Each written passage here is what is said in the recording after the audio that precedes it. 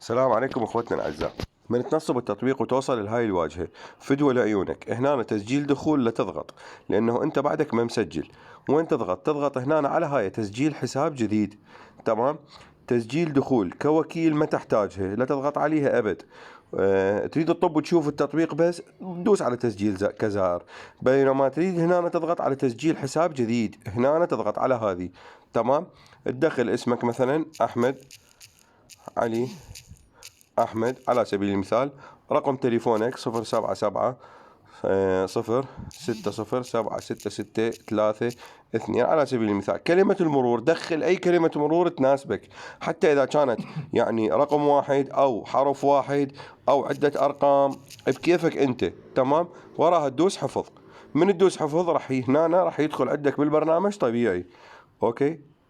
تضغط وراها على الملف الشخصي. هاي هنا هذا جروب مال تليجرام احنا مسويه، فيفضل انه هنا تضغط على فتح الرابط على مود تروح للتليجرام وتشترك ويانا بالقناة. بعد ما تضغط على الملف الشخصي على هذه، اوكي، هنا طلعت لك هاي المعلومات.